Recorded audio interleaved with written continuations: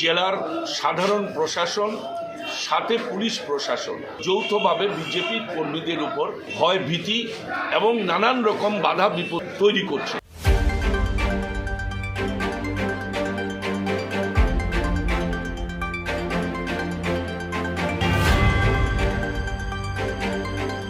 পঞ্চায়েত নির্বাচনের আগে কোচবিহার জেলা জুড়ে চলছে রাজনৈতিক সন্ত্রাস। গত পরশু গ্রেফতার হয়েছেন বিজেপির জেলা পরিষদ প্রার্থী।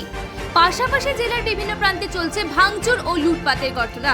এই গ্রেফতার ও ভাঙচুরের ঘটনার প্রতিবাদে কোচবিহার পুলিশ সুপারের অফিসে ধর্নায় বসলেন কোচবিহার জেলা বিজেপির 6 বিধায়ক। পাশাপাশি এসপি অফিসের মূল ফটকের বাইরে বিক্ষোভ দেখাচ্ছেন বিজেপি কর্মী সমর্থকেরা। রীতিমতো উত্তাল কোচবিহার জেলা পুলিশ সুপারের কার্যালয়ে। মোতায়েন রয়েছে বিরাট পুলিশ বাহিনী। বিধায়কদের দাবি, পুলিশ সুপার যতক্ষণ না তাদের সাথে দেখা করতে আসবেন ততক্ষণ তারা বিক্ষোভ আন্দোলন চালিয়ে যাবেন। জেলার সাধারণ প্রশাসন সাথে পুলিশ প্রশাসন যৌথভাবে বিজেপির কর্মীদের উপর ভয় ভীতি এবং নানান রকম বাধা বিপত্তি তৈরি করছে। সবচেয়ে লজ্জার ব্যাপার যে মাননীয় মুখ্যমন্ত্রী তিনি কুচবিহারে পঞ্চায়েত নির্বাচনের প্রচারে এলেন। পঞ্চায়েত নির্বাচনের প্রচারে এসে তিনি যে জনসভা করলেন চান্দামারিতে, সেই জনসভায় ইলেকট্রনিক মিডিয়া এবং সোশ্যাল মিডিয়ায় আপনারা দেখেছেন তিনি পরিষ্কার বললেন বক্তব্যে যে মনে রাখবেন, আমরা যদি একটা পঞ্চায়েত না জিতি বাংলায় কিন্তু আমরা ক্ষমতায় থাকব।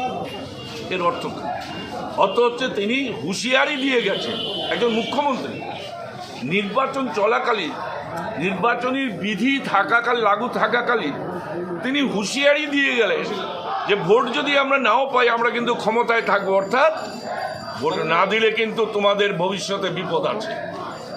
এ ধরনের বক্তব্য যে মুখ্যমন্ত্রী রাখতে পারেন তার বাংলায় ক্ষমতায় থাকার কোনো অধিকার নেই। আজকে তিনি যাওয়ার পর থেকে পুলিশ যৌথভাবে তৃণমূলের হারমাদদের সাথে আমাদের বিভিন্ন প্রার্থীর বাড়িতে হামলা করছে, লুটপাট করছে, ভয় দেখাচ্ছে। শুধু তাই নয়, আমাদের বিজেপির মনোনীত প্রার্থী তাদের নামে নাকি পেন্ডিং কেস আছে বলে তাদের গ্রেপ্তার করা হচ্ছে। তো পেন্ডিং কেস থাকার জন্য যদি গ্রেপ্তারই করা হয় কাউকে, তাহলে কুচবিহারের সন্ত্রাস সৃষ্টিকারী নায়ক উদয়ন গুহ, তার বিরুদ্ধে বহু পেন্ডিং কেস আছে। শুধু পেন্ডিং কেস নয়, খুনের মামলাও আছে। তিনি বারবার সন্ত্রাসমূলক বক্তব্য রেখেছেন সোশ্যাল মিডিয়ায় এবং ইলেকট্রনিক মিডিয়ায়। তাকে কেন গ্রেপ্তার করা হচ্ছে না? তাকে যদি গ্রেপ্তার না করা হয় তাহলে বিজেপির মনোনীত প্রার্থীদের গ্রেপ্তার করার অর্থ হচ্ছে পুলিশ এক পেশে কাজ করছে, ওয়ান আই ডিয়ারের মতো কাজ করছে। আজকে এখানে যে বসেছেন, কি দাবিতে বসেছেন? আমরা সেই দাবিতেই বসেছি যে পুলিশ যেন নিরপেক্ষভাবে কাজ করে। পুলিশকে কথা দিতে হবে তারা নিরপেক্ষভাবে কাজ করবে। যে কেসে আমাদের মনোনীত প্রার্থীদের গ্রেপ্তার করা হয়েছে সেই কেসেই তৃণমূলের বিভিন্ন নেতার নাম আছে, তাদের কেন গ্রেপ্তার করা হলো না? পুলিশ সুপারের সাথে কি দেখা হয়েছে? না, আমাদের এখনো দেখা হয়নি। আপনারা কি দেখা করতে চাইছেন বা দেখা করবেন? দেখা যদি করে দেখা করব, না হলে আমরা আমাদের আন্দোলন চালিয়ে যাব।